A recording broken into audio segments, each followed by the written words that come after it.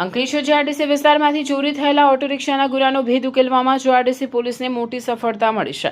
પોલીસે પેટ્રોલિંગ દરમિયાન બાતમીના આધારે ચોરીની રિક્ષા સાથે એક આરોપીને ઝડપી પાડી કાયદેસરની કાર્યવાહી હાથ ધરી છે. જીઆરડીસી વિસ્તારમાં 7 ટાંકી પાસે આવેલી નિરંજન પેટ્રોલ કેમિકલ કંપની સામે ગત 21 માર્ચના રોજ એક ઓટો રિક્ષા પાર્ક કરેલી હતી. કોઈ અજાણ્યા તસ્કર આ રિક્ષાની ચોરી કરી ફરાર થઈ ગયો હતો. આ અંગે રિક્ષાના મૂળ માલિક વિષ્ણુભાઈ દસુભાઈ રાઠવા દ્વારા જીઆરડીસી પોલીસ મથકે ફરિયાદ નોંધવામાં આવી હતી. ગુનાની ગંભીરતાને ધ્યાને રાખી જીઆરડીસી પોલીસ ટીમ તપાસમાં જોતરાઈ હતી. દરમિયાન પોલીસ સ્ટાફ કરમાતુર ચોકડી વિસ્તારમાં પેટ્રોલિંગમાં હતો ત્યારે એક પીળા રંગની શંકાસ્પદ રિક્ષા પસાર થતા પોલીસે તેને અટકાવી હતી. પોલીસે ચાલક પાસે રિક્ષાના કાગળો માંગતા તે ગલ્લા તલ્લા કરવા લાગ્યો હતો અને કોઈ સંતોષકારક જવાબ આપી શક્યો ન હતો. 2 લાખની રિક્ષા જપ્ત. પોલીસ કડકાઈ દાખવતા આરોપીએ રિક્ષા ચોરીની હોવાની કબૂલાત કરી.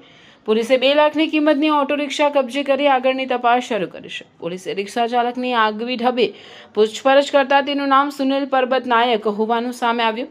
પોલીસે ચોરીની રિક્ષા જપ્ત કરી આરોપીની ધરપકડ કરી છે અને આ મામલે અન્ય કોઈ ગુનામાં સંડોવણી છે કે નહીં તે દિશામાં તપાસ લંબાવી છે.